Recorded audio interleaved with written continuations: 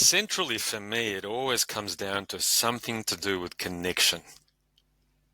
The way that I narrate to myself or in conversation with my people, you know, what is it to live well? What is it to live well? That word connection always comes up.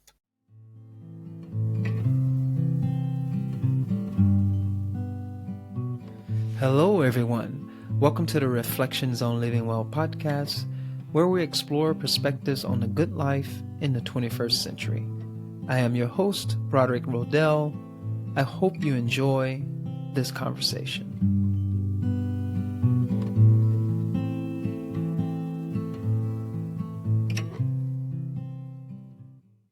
Hello, everyone. Welcome back to the Reflections on Living Well podcast. Today, our guest is Robin Grille.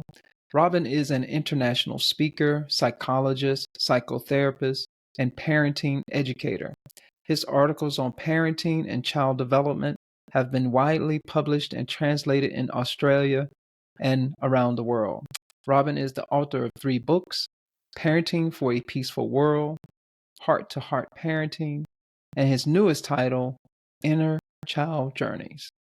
Part psychologist, part historian, and part anthropologist, Robin's work is animated by his belief that humanity's future is largely dependent on the way we collectively relate to our children. Excellent. Hi, Robin. How are you doing? Fantastic. It's so great to see you again. I've been looking forward to this conversation with you. Yeah, me too. I love that last line I read there in your bio. I hope we have some discussion about what your view on our relationship to children. I know this podcast is not necessarily about your work; it's more focused on your view of what it means to live well, the good life. But I'm sure that will come up in our discussion because it sounds so interesting. Yeah, well, fortunately, those things are almost inseparable for me, wellness and work. But Yeah, hopefully more about that later. yeah, awesome. So I know I just read that introduction, but I also like for folks to just say a little bit about themselves, how they like to share a little about who they are today and in this moment. So have at it. So you'd like me to go ahead and just say something about me, who I am, who I feel I am right now, yeah? Yeah. Yeah. Well, I guess thank you for that. Look, I'm really grateful for the opportunity for this conversation. I really, really appreciated your sense of purpose and mission and the way that you framed that when you explained it to me. We're looking for where the healthy things are happening. Where wellness is and how to move towards it. And straight away, that I find that exciting because that's a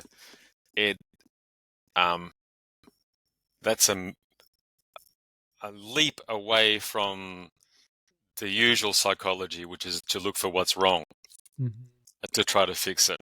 And that's got so many implications and ramifications so my instincts just said, this is good, this is good. I'm glad to be here. And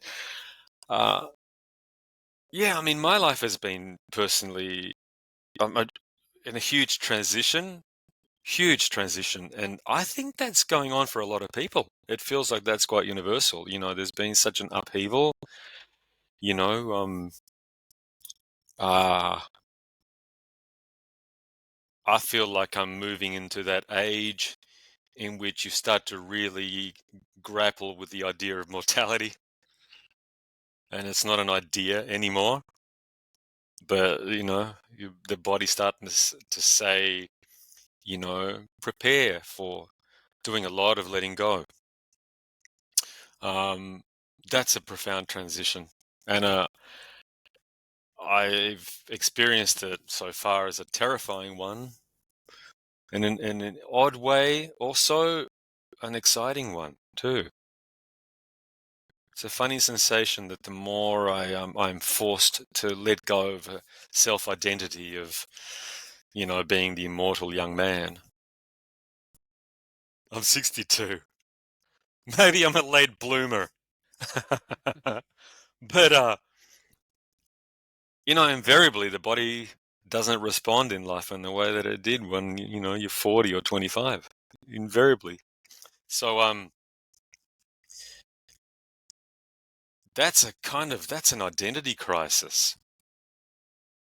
It's terrifying, but it's also, what the hell is it that's exciting about it? We're often told if your life is about a quest to grow and develop and to kind of discover more about what there is to the universe that is more than just our little selves, and that's a very broadly, everyone's got a different language for that quest, but I think so many of us have always been there. Humanity has always spoken about that in some way or another. And, so in that quest, we often hear something about, you've got to let go of your ego, ego bad, let go of this thing, which becomes this permanent, unwinnable wrestling match, and I suspect that the only part of ourselves that wants to let go of the ego is the ego. That's always the ego talking. You must strive to kind of, there's a compulsivity to that. And then there is big changes that do the work for you, and make you feel like a sense of insignificance inside a larger plan. Very threatening. But what is it about that can equally feel a little bit thrilling and freeing and liberating?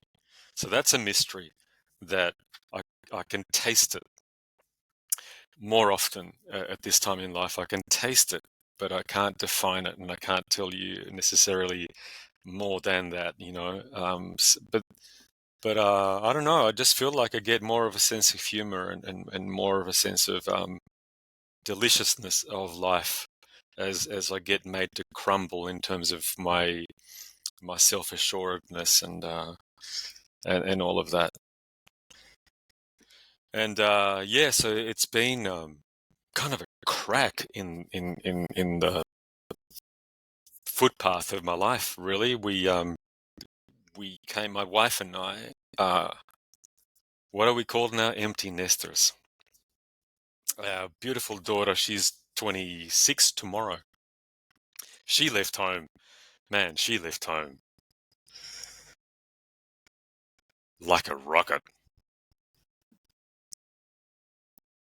15 years old, she says, I want to go overseas and be an exchange student. And it absolutely tore my heart out. But I knew not to get in the way of that tremendous impulse. So she went to Italy, 5 months.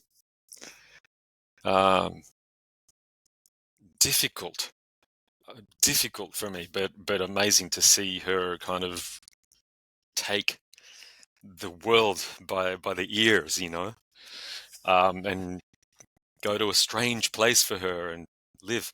And so she's always done that, and now she lives in New Zealand. We're in Australia, so we're very empty nesters. I mean, we're still in touch with our daughter. She visits. We have a wonderful time together, but we're empty nesters, my wife Linda and I. So we decided it's time to leave Sydney, and I've been in Sydney since I was 10 years old. My family, my parents were Romanian Jews who had migrated to Uruguay in South America after the war and some time under communism in Romania. And so I was born in Uruguay. That's my first sounds of my existence since my ears started connecting to my brain inside my mother's womb were the sounds of Uruguay and Romanian spoken at home. And I still feel that. I'm still in love with the sound of my particular dialect, and the music of South America will just undo me like a pair of shoelaces every time. Very, very resonant, even though my ancestry is not from there at all. But it's an imprint. And around when I was 10, things went haywire in South America. It got very revolutionary. It was tribal. It was like the football that the Cold War big boys were kind of kicking around. It was so troublesome and frightening. So we left. My father brought us to Australia. So I've been living in. So then I went high school in Australia and university in Sydney, and never really felt like I fit in as an Australian person, you know. So I've been kind of. It's been a lifetime of not really getting to any kind of ethnic or ancestral identity that I can hold on to in any way. It's very hard to identify with these are my people or those are my people. So very, very lonely, very often envious in people that can feel an ancestral, strong kind of presence that is alive, and simultaneously kind of liberating insofar as a freedom to, you know, because I don't feel like I belong well anywhere, I don't fit anywhere. Although I feel resonances. I like, you know, I meet Jewish people and there's a familiarity. There's a kind of a familiarity in a weird, nutty sense of humor. There's a flavor that's distinctive that I recognize. And a specific style of neurosis that we seem to carry. Enmeshment with mother and blah, blah, blah, blah, blah, all that stuff. And we can have a good laugh about that. Beautiful. But, you know, the South American thing means a lot to me. And, you know, there's a lot about Australia that I like, but I don't identify with. So, you know, there's nothing to kind of really cling to well. And I as, you know, that's something missing. I experience it as something missing. But also, you know, the older I get, the more I feel kind of excited by the possibility that brings, you know.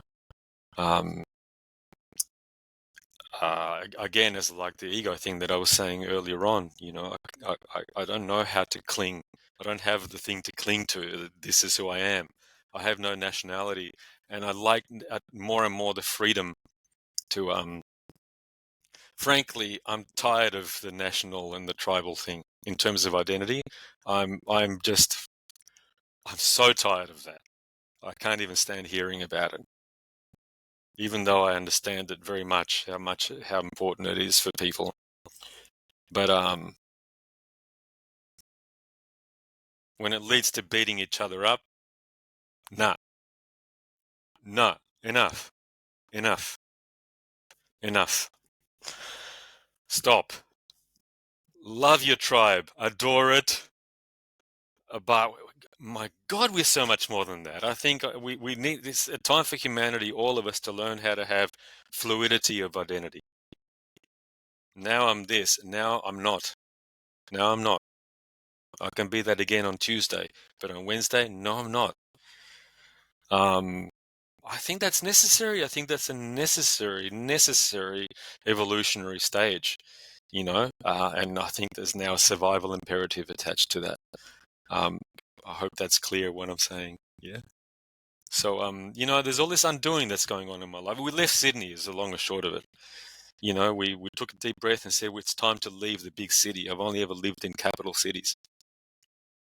And then the pandemic struck and we got stuck, and it was all.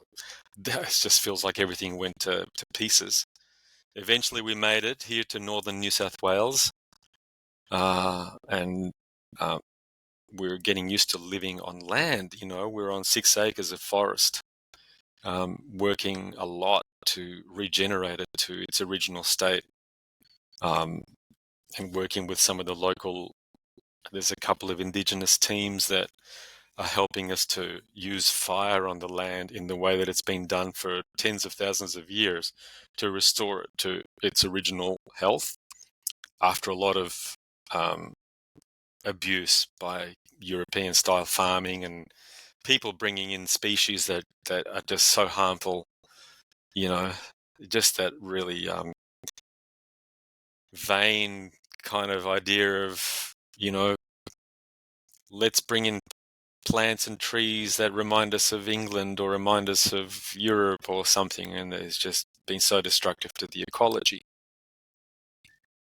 So, but yeah, I guess with all this, a sense of the world has been in an accelerated sort of upheaval, and no one's lives weren't touched. And then after the moment we got here, like a couple of months later, we were hit by 2 almost biblical floods in 2 months, quick succession. And this whole area looked like a war zone. And we had never experienced anything like that. And it was frightening. It was frightening. We were stuck at home with no electricity, no communications. And without electricity, there's no, we're off the grid, so we got no water because the water pump isn't working. We had to collect our water. There was plenty coming down from the sky. But it has been like a little series of shocks, some illness along the way, and for me, and had to have some surgery, and a series of shocks that were very kind of broke for me my hold on any idea of plans or an amazing kind of breaking of confidence on some level, which is rewarded with this sense of beyond me there's so much more. Now that this is going to be difficult to put words to, but there is something life-giving about the undoing, of life events such as all of these. It's been very special, and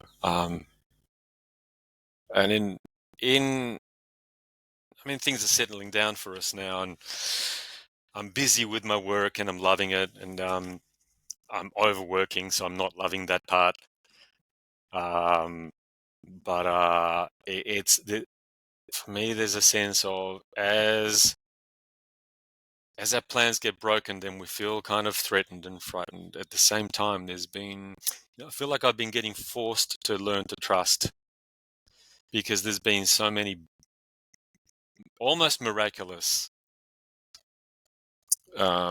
helpful surprises along the way.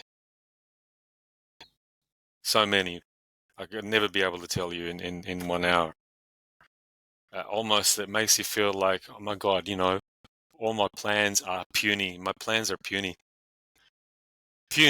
and funny, and a little bit absurd. That none of them work, but there's a current which works.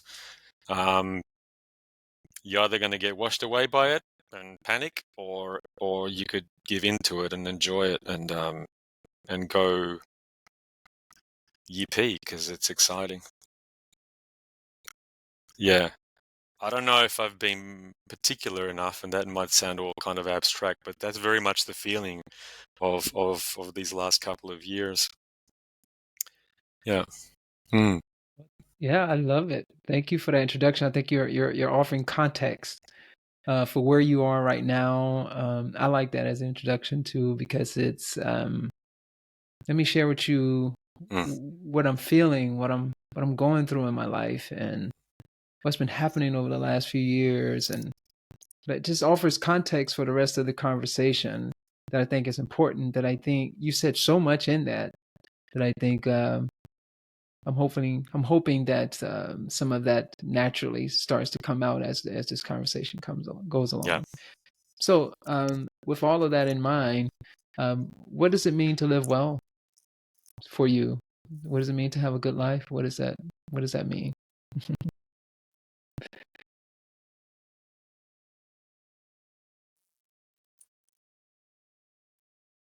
Centrally for me, it always comes down to something to do with connection. The way that I narrate to myself or in conversation with my people, what is it to live well? What is it to live well? There's that word connection always comes up, but in a whole bunch of different contexts. So that it's either a deeper connection with myself in which I'm being truer in how I express, and I don't think honesty is a finality. I think it's a question of layers to what's underneath that. So getting better at speaking a deeper truth from myself to me, even before I say so to you, right? Mm. That's a kind of a connection thing. The word connection fits that for me. So there's a connection with self that gives me an instant, an aliveness, kind of a dividend.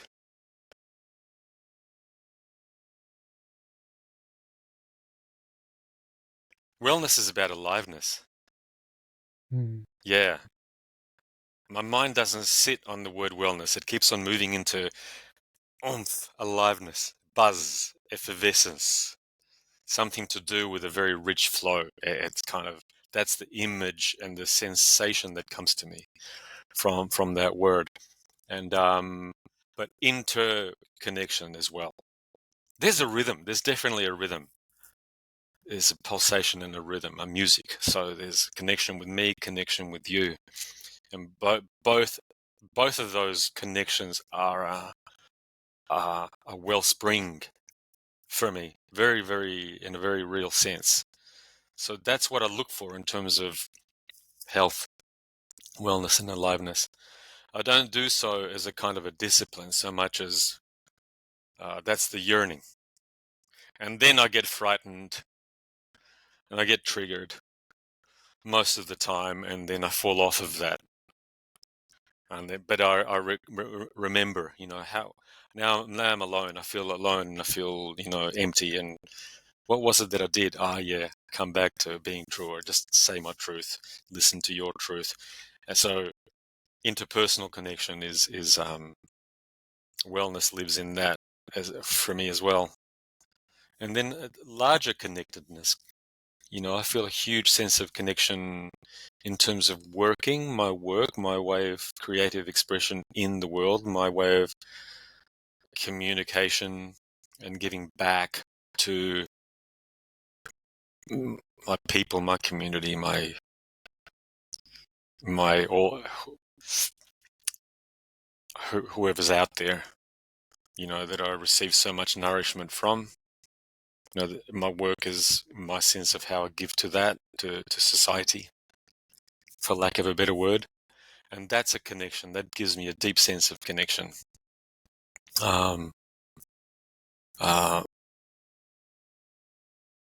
I'm working from an honest place, which doesn't happen when I'm thinking in terms of the market or, or what's going to make more money or something. It's all okay, but it doesn't feel rich. That mindset does not equate to a rich feeling in my body. So purpose, right? That the sense of purpose and mission is part of that.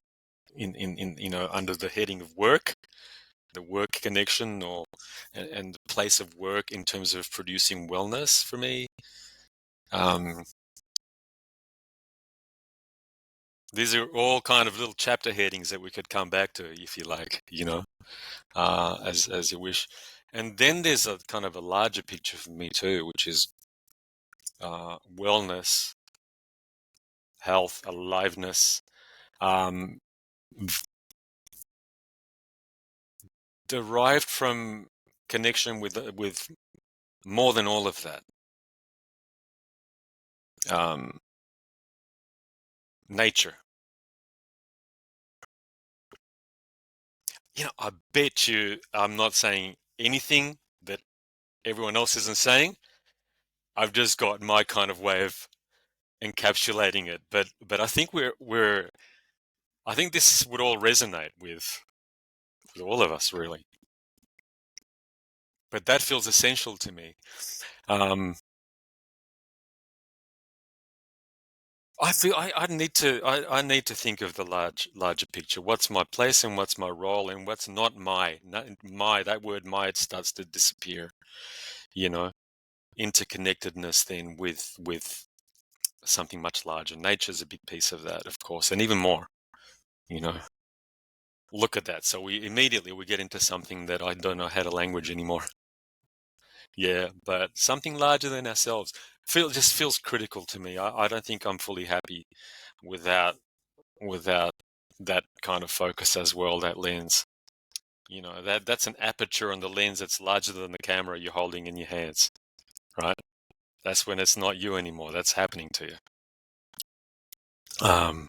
People call that God, or there's a religious kind of, everyone's got their own way to dance that one.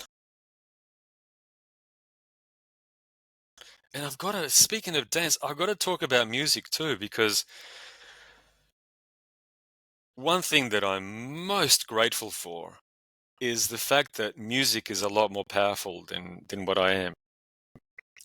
So I experience it as in the way that people would talk about a psychoactive drug.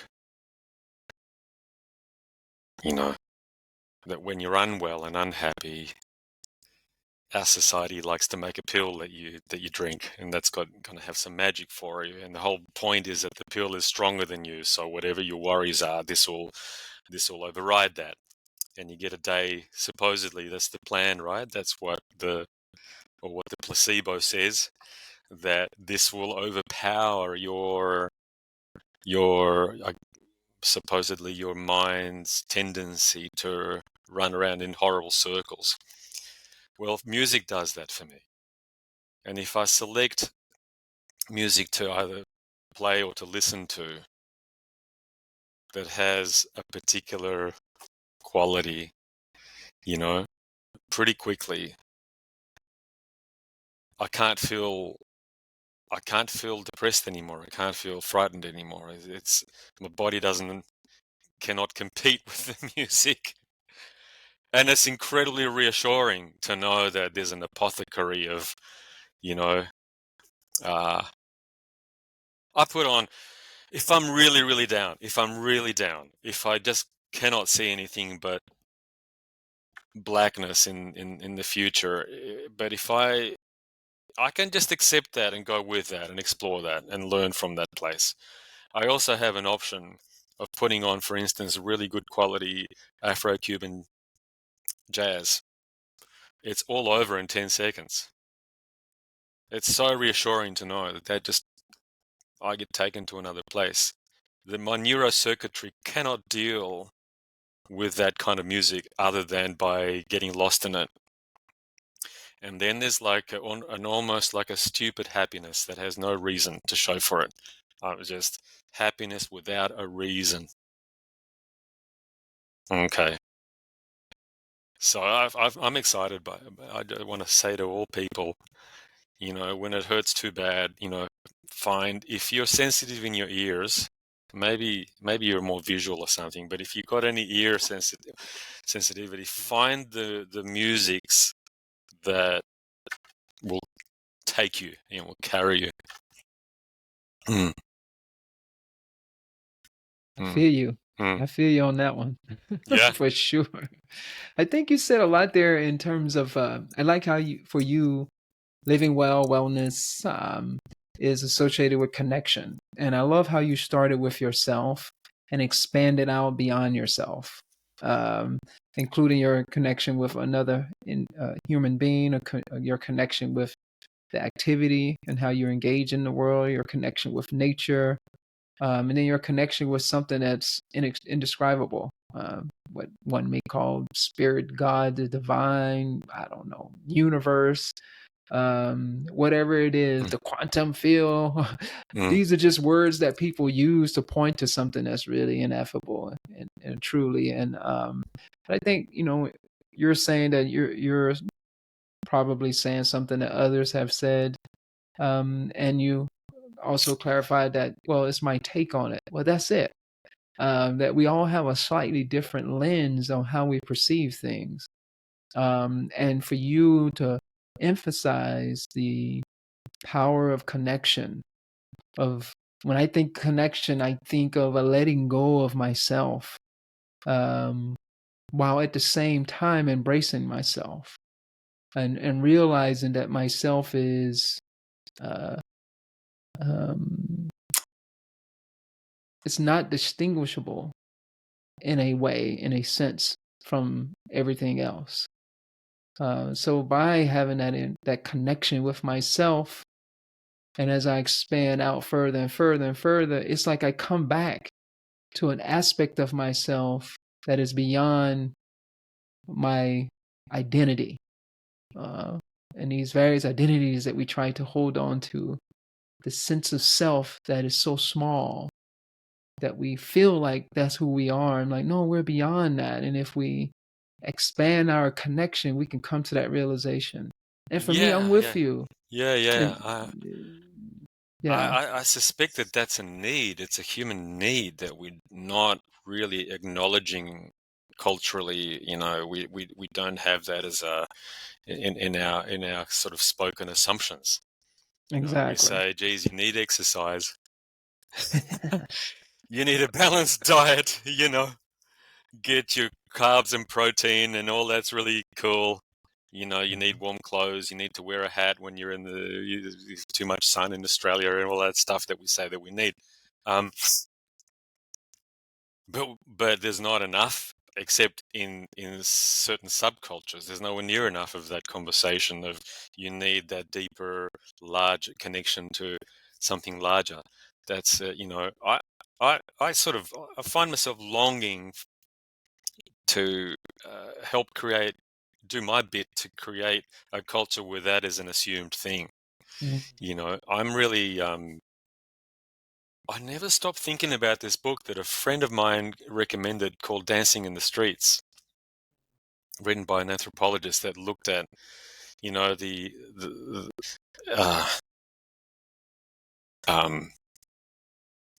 so many cultures around the world have a presumption of ecstatic dance where people come together in a group and move and be moved musically, but together. And that there's an experience in that of merging, of losing our edges, and it's ecstatic. Ecstasy, I think, being the flavor of merging with the larger, something larger there, with all of us and more. I don't know where that boundary stops. I really don't know. It tastes good. It tastes like ecstasy, that place. And it's very, it's like the opposite of violence. And that so many cultures have that as the presumption, that, hey, it's Sunday, this is when we go dance. In Uruguay, in Montevideo, the capital city there, every Sunday night, you go to the barrios, and there's going to be some fires on the ground where they use the fire. They'll burn anything. They'll rip up an old chair or a cardboard box, and the fire is used to tune the skin on the drum, the head it's like a gigantic conga drum, similar to conga, but not. It's just a Uruguayan drum. And candombe is their thing. Candombe is their rhythm. And then being amongst that is exhilarating because it's peaceful. It's community. Every generation is there. Babies, kiddies, grandparents, everybody in between. There's a kind of an organic rhythm to it where it just grows, and the excitement and the energy grows. People start to gather from all around. They light the fire, they tune their drums, and then there's suddenly someone stands up and says, "Let's go," and all of the drummers will stand in the file, It might be like 80 people with drums, and then it begins. And the power of this thing is just, oh my goodness. And you look around, and then people gather, and you walk with them. And you walk, but you're walking like this, you're dancing. There's a smile on every face. Such a good feeling. And then it's a time when your mind ceases to be able to think normally. You're swept in this beautiful wave up until it exhausts itself. Goes for, I don't know what. I don't know how long it goes. It's hard to tell. We do that. We need that. That's one way, the dance and the music is one way. There's many, many, many others. There's so many others that merging with something larger than ourselves. So I think, it makes me think that I'm an interesting moment, but I'm a moment that life comes in and out of, really. I'm with you. I love how you came back to music too. How, this idea of connection, that deeper connection, and how music and rhythm can facilitate that deeper connection. I'm glad you brought up that story too about in Uruguay how this particular musical event that takes place and how it brings people together. I think sometimes you're right. We forget that. We talk about relationships, how relationships is really important to living a good life and to living well and well-being, whatever positive term you want to use associated with that. But we don't talk about that deeper, transcendent, yet imminent connection that we need. And it's almost like people are afraid to talk about it because of the it's somewhat, lack of a better term here, folks. It's been tainted somewhat with religion and associated with religion. Religion is fine, but in the public conversation sometimes there's this fear I sense of having that conversation about not just relationships with other people, but what does it mean? What happens? It's that deeper, profound connection that you're speaking of. We need that. We don't have to be afraid to talk about it. We don't have to evoke any particular religious tradition to have that conversation. We don't need to be afraid of that. And I think we can talk about it in terms of ritual and music and dance and how music sets the stage to kind of get us to get out of our own way, in a sense, to get out of our and I'm not saying there's nothing wrong with the thinking mind. We need the thinking mind. That's what we're engaged in right now. But we want to extend beyond our thinking mind for a moment, the chatter, and tap into something beneath it, beyond it, that's much more profound, where we can quiet the mind and tap into rhythm and let the music take us. I love how you said that. I'm with you, and how it can invite dance and movement, because I think life can be that way. And I have no problem in saying that that's a need. That's a need that we have as human beings. All old cultures, that's what they were doing. Our ancestors, through music, through rhythm, tapping into transcendent consciousness with each other. Yeah. I think that propelled our evolution. That's one part of our evolution. One factor in our evolution as a species that we tend to forget for whatever reason, because I don't know, our modern scientific way of thinking about things, we're almost afraid to talk about it because we don't want it to be hijacked by a particular religious tradition. So I'm like, well, get over that and tap into what is it doing for us? And that's something that we should be talking about. I should, but I encourage us to be talking about this thing that you're bringing up. Yeah, make it more of an ordinary part of our conversation. The experience is anything but ordinary, but we do need it to be a more ordinary. And so many, especially traditional cultures tend to have it's more part of the daily conversation, hey, are you going to go to that thing where we lose our minds and get ecstatic? Yeah, I'll be there in a little while. Just got to finish my cup of tea, and it's more part of what's okay. I as you were talking, then I'm just what comes up for me is I think just we're so wounded. We're so and ancestrally wounded, epigenetically. I think in a collective post-traumatic shock about that heart connection. I mean, we talk about unity consciousness. We talk about the ecstatic, and that is 1 millimeter away from religion. And straight away, the association is, well, there's just the persecution, war, violence, and horror, just unmitigated millennia of horror, and abuse. There's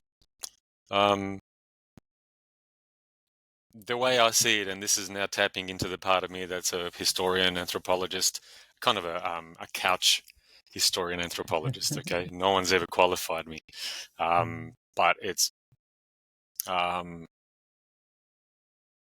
what was I going to say about that? Yeah, so this is like from a social evolutionary perspective. That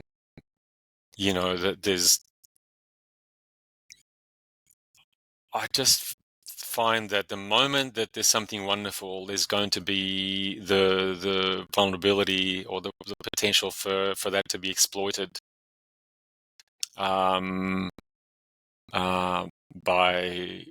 a kind of a psychopathic energy that's very common to human beings. If somebody's going to be a boss and a leader or a guru or a figurehead, and there's been, because our societies have been stratified and vertical for most, not all, most civilizations for about 10,000 years. We're the people of prestige. We're the people of the big dude on the top, and we tend to take everything beautiful and let it become that. And that is the recipe for every kind of abuse and exploitation and pain. That's the recipe for every nightmare and every loss of deep self. In the investment in figurehead, man, that is a profound scar that we carry, and not even from our own personal lives, but find out what your grandparents and great-grandparents were up to, and you'll see that that's been going on for a long time. So it's then, it's a little wonder to me that we come to the edge of that level of deep, transcendent emotion, and there's a panic button there. There's a recoil, and shame as well. I don't want anyone to know that that I meditate and think of God, or that I saw some angels, or there's so many internal experiences that people have that are just kept silent because, we don't want to be judged, etc. So there's a huge collective woundedness about that it's worth having a lot of compassion for. That gets in the way of how playful life can potentially be. It's going to be stressful enough on this planet. We need that playtime, that shared playtime. Absolutely. I'm with you, Robin. Of course, we have slightly different ways of talking about these things, but yeah, I think it is so important for us to tap into that aspect of ourselves that is greater and more expansive. And notice how I say aspect of ourselves. I'm not saying it's separate from ourselves. I'm not saying transcend and get away from yourself. No, I think that there's something to it. And just because, various traditions have a dark past, and even continues to do things that are just absolutely crazy. Let's keep it real. But there's still lots of beauty there. There are lots of individuals. There's a long tradition within those traditions that are seeking and involved in activities, practices that facilitated this profound connection to something richer. And we don't have to feel ashamed to talk about it. And I think we're at a phase in our evolution that we need that. We need that. It is necessary. Yes, relationships are important and some form of spirituality is important, but let's dig into that. What do we really mean? What we really mean is tapping into this ocean, our oceanness. We're like a wave on an ocean, but how do we tap into our oceanness? It frightens people, but we don't have to be afraid of it. It's at the foundation, the essence of who we are. So I'm glad you brought all this up. I do have a question.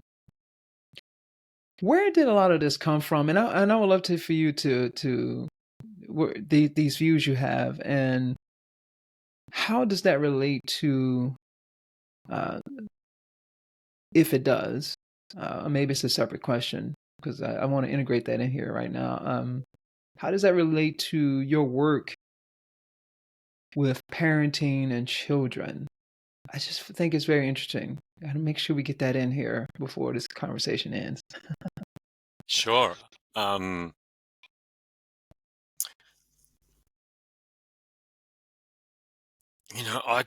could approach I could approach your question from so many angles at the same time, because I think there's been many influences, and for me, okay, how did I end up? Why do I talk about childhood so much? It's not that I work with children. I very rarely do. I work with adults, and adults that used to be children. Mm-hmm.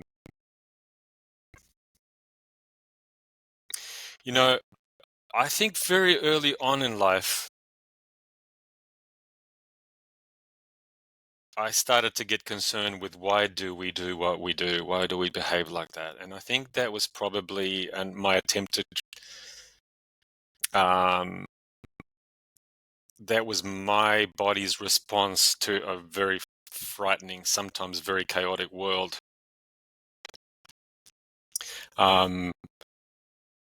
Some of us, we try to gain some control when we feel desperately out of control by trying to use the understanding faculty.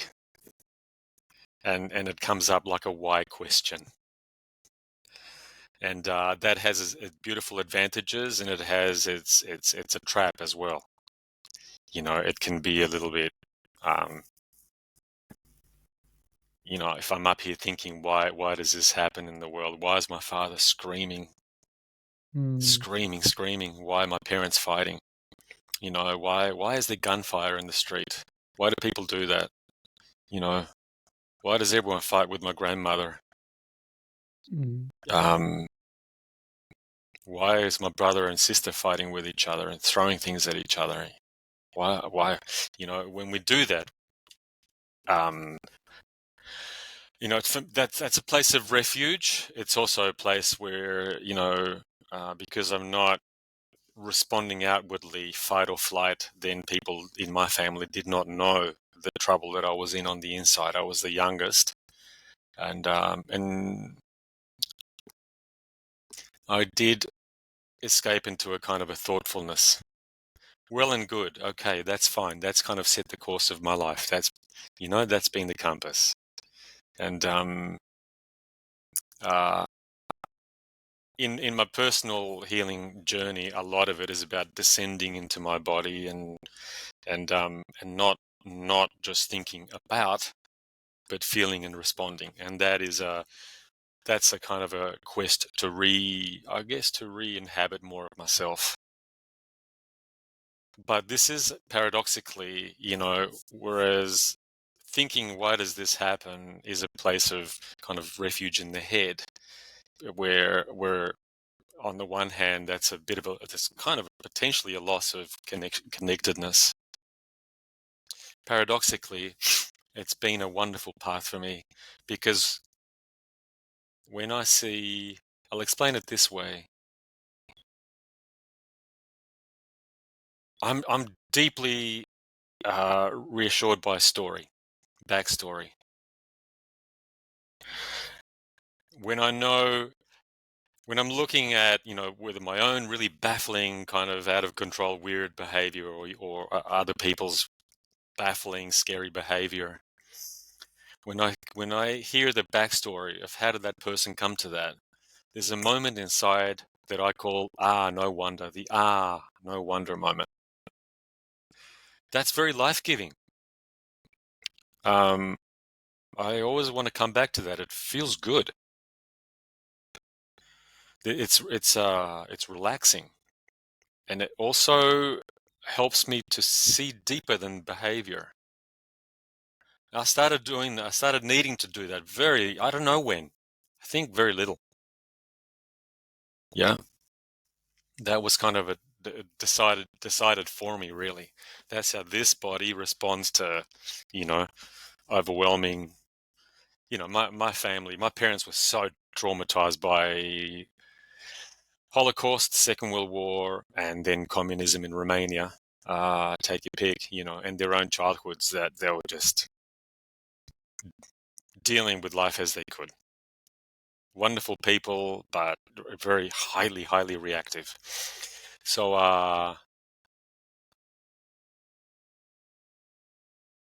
but I've always felt like, so there's an arc between the personal and the collective and the societal that never stops. That kind of bounce never stops happening for me in terms of what I'm curious about. I'll explain what I mean. I always find it so very beautiful, to hear a person's story. That's why I do the work that I do. I love that.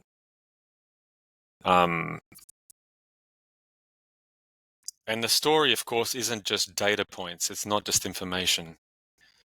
It's your subjective experience of what was going on around you for you. So how it felt. It's not just what happened. It's not about dates. It's about how it felt for you. That no wonder is very special. And, more recently, and I said this in my last book, Child Journeys, that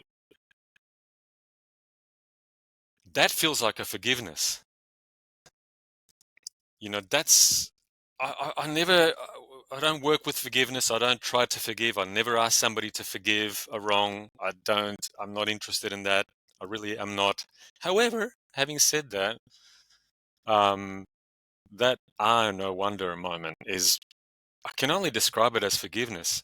It doesn't mean I accept everything you do, but it means that I don't condemn you anymore. I'm not judging you anymore. And that's a beautiful experience. It's a thrilling. If you ask me where does wellness come from, that is a huge source of wellness. So, I feel like I'm naturally curious. I love hearing your story. I love people. Man, I'm lucky. People, that's my work. People come to see me here in this space or online these days, and I hear your story. And if you ask me, I'll tell you a little of mine. And it's a deeply connective experience. What's that arc? This is why I love history as well. And I never realized that. As a kid, I was just insatiable about history. It was my favorite class in high school. It's the only subject that I failed, and I failed it spectacularly in my high school exams because I wasn't interested in the way that they were teaching it. And I now realize they were telling me dates and what happened and who the generals were with their big mustaches. And, I don't give a damn about that. It's how did it feel to be a person in that time and in that environment. And I'm unbelievably fascinated by evolution. How does social evolution happening? It does happen I see a pattern in that. I've been a very hungry student of psychohistory, which is not just how human beings develop individually. The individual thing, that's a Western psychology kind of fetish. It's radically incomplete. It's like trying to understand a person by studying their foot, you know. It's a piece of us, very, very deeply important organ of our existence, vital organ, but it's just one vital organ. So it's, we grow collectively. Shame is shared. Love is shared. We grow collectively. So that's what drove my, I tend to not read novels.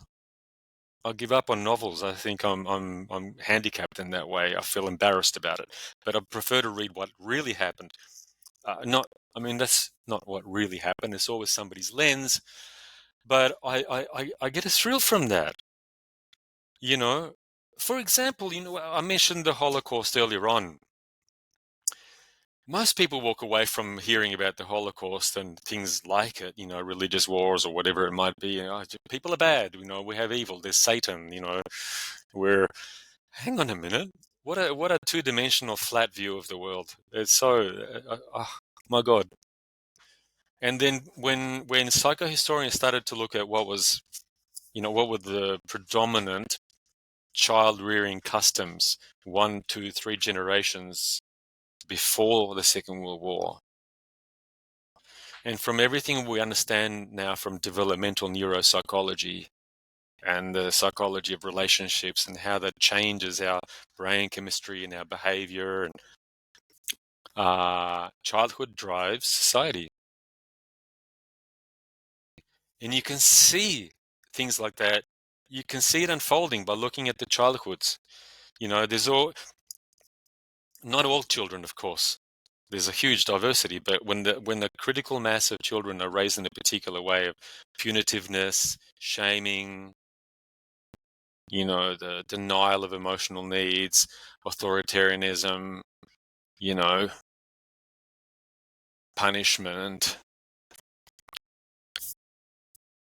that makes for, then society, not just the person, thinks more. It's not just the individual that is more primed for fight or flight, which changes the way that we see, the lens that we look at each other through. We see more threat. We are more threatening. Changes our behavior. But all of society is shifted along the continuum towards a greater readiness to use war, not just against ourselves and each other, but against the natural environment. We become more exploitative, more desensitized.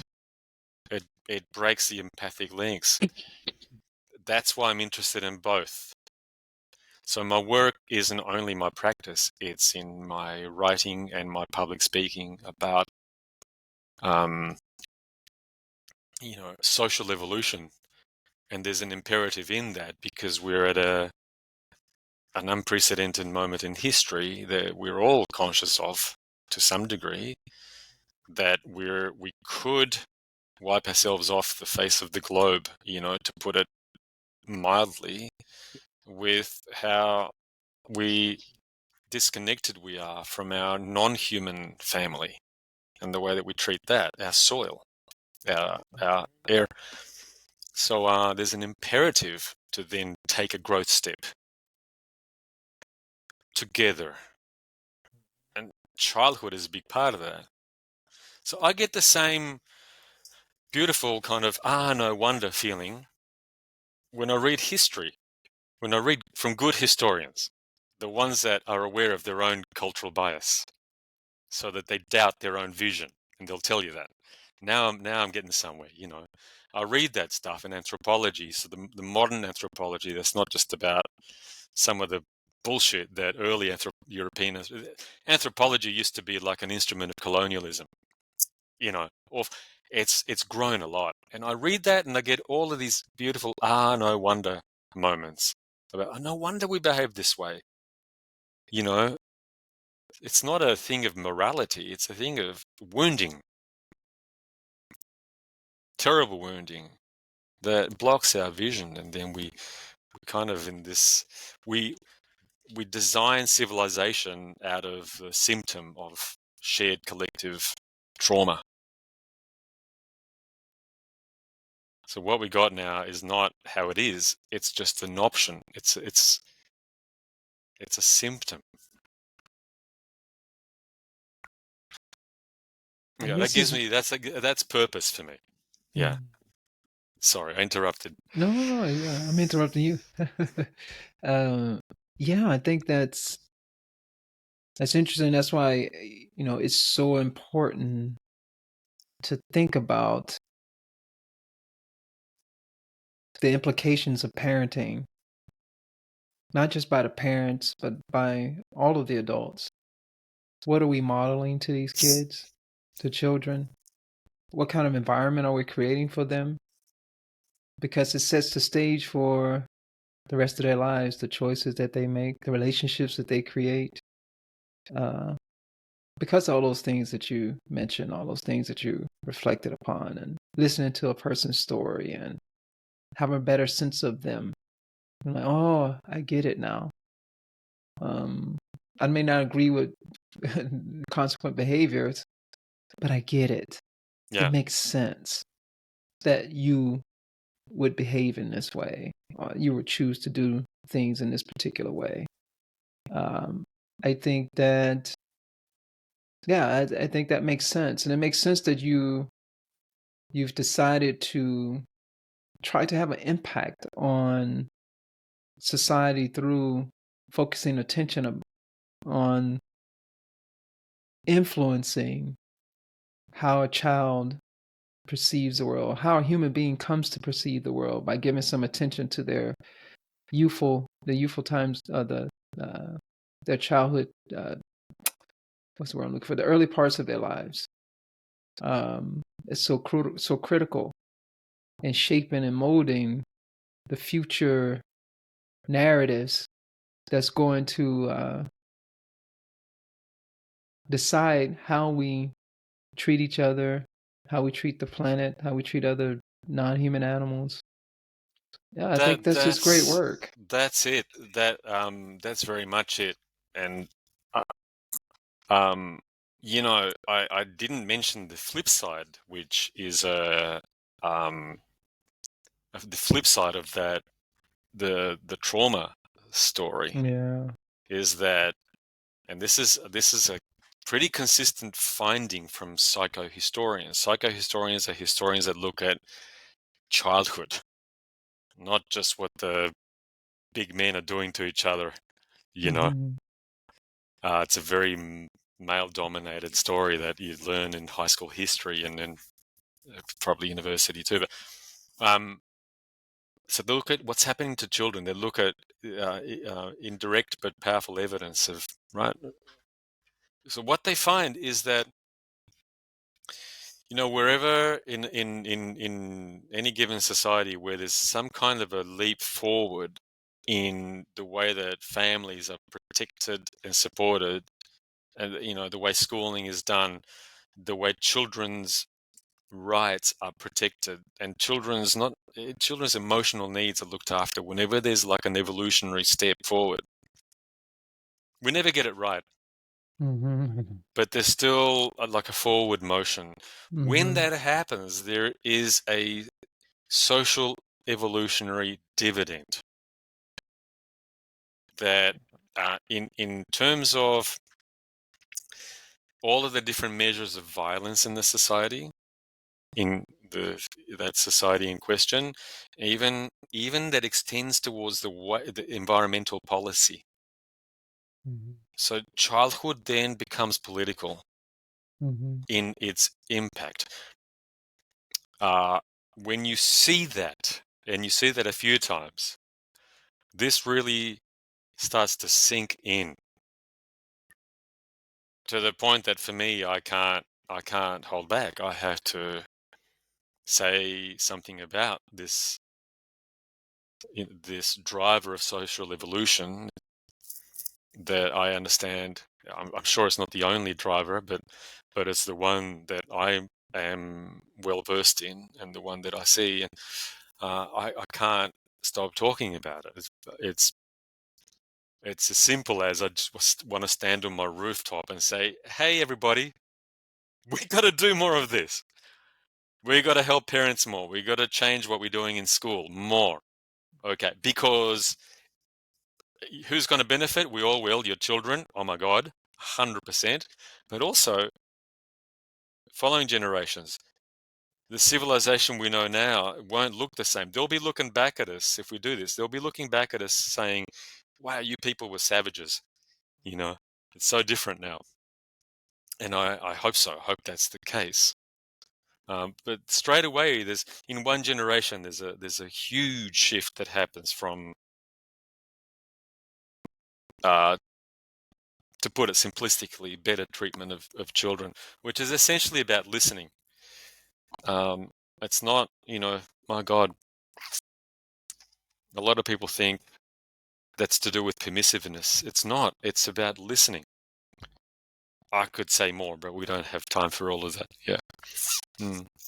Thank you for that, because I think, yeah, that's a piece of, again, why I'm doing this podcast, and a piece of why I'm interested in having this conversation with people who are much older, who've done some reflecting on life, because it's not just about us today, this conversation. I hope this conversation continues. And it's also not just about me having this conversation or holding this conversation. It's about stressing the importance of this conversation because of the implications that you just mentioned. I think we have to transcend time and think about the consequences of the stories that we tell ourselves and the stories we pass down to the next generation. And I'm with you, that emphasis on children, because they're the bearers of the future narrative. And we as adults, what are we doing to create favorable conditions for these children to acquire a narrative that is conducive to living well-being, something positive, beautiful, good, these higher virtues, or these positive virtues? It's up to us. And I think that type of work is crucial.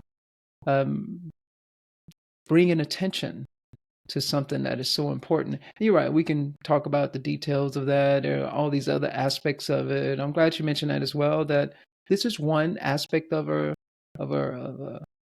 larger set of activities or perspectives or angles that we can take on this work of making the world a more beautiful world. And yeah, this conversation has been great. We're coming to a close. I know we can continue on, and I would love to do that actually, but for the sake of this particular episode, we'll bring this to a close. And I'll ask you, are there any final words you would like to say to the audience about living well? Or it can be whatever you want, a question for the audience, suggestion, recommendations, or yeah, whatever you like.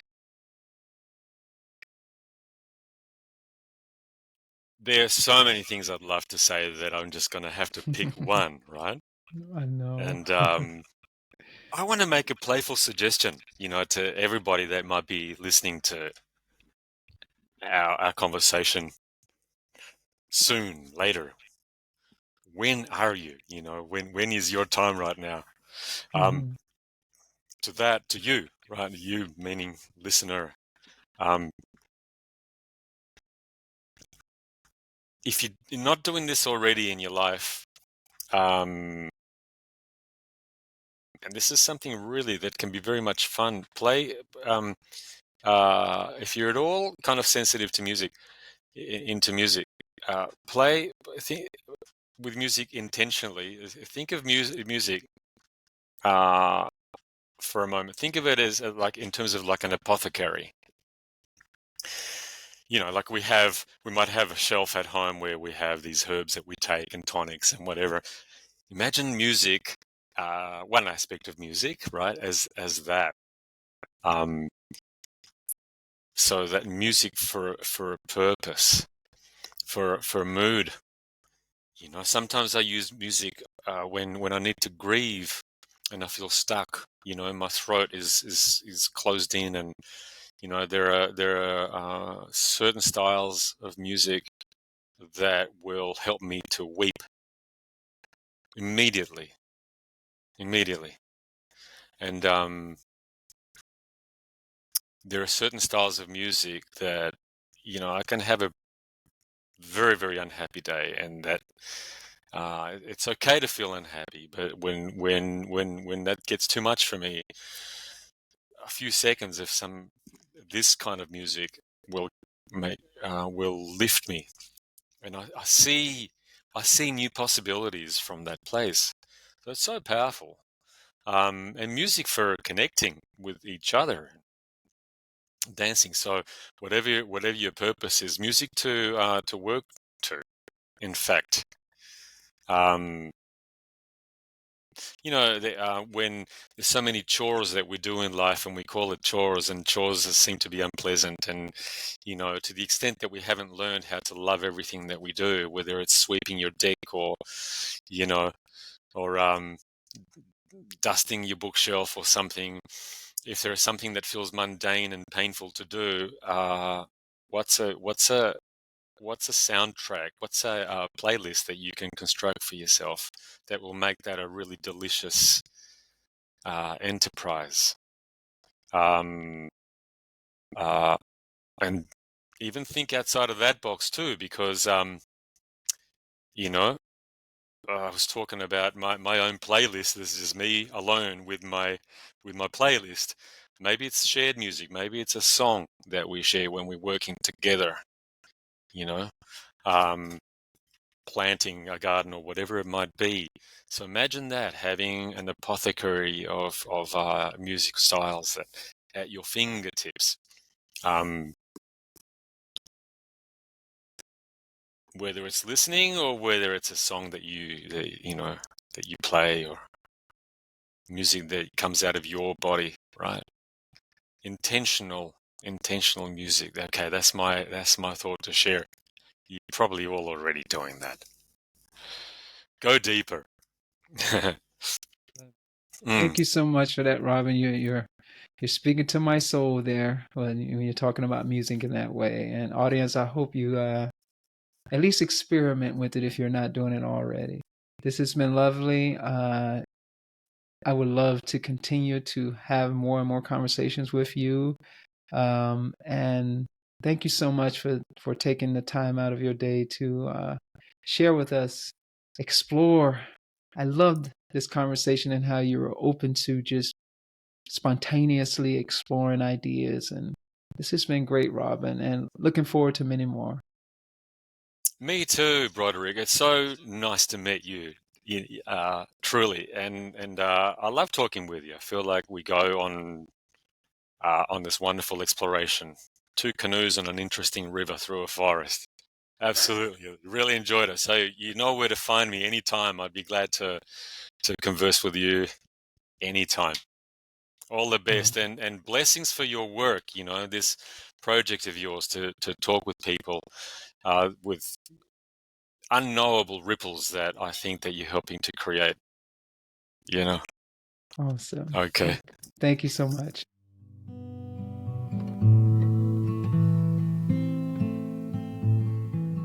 Thank you so much for tuning into the show. I hope this conversation has inspired you to reflect on your own views of the good life. If you enjoyed the show and want to hear more inspiring and thought-provoking conversations, please follow, write a review, and rate us on your favorite podcast app. If you are tuning in on YouTube, please hit that like button and subscribe. Your support is very much appreciated.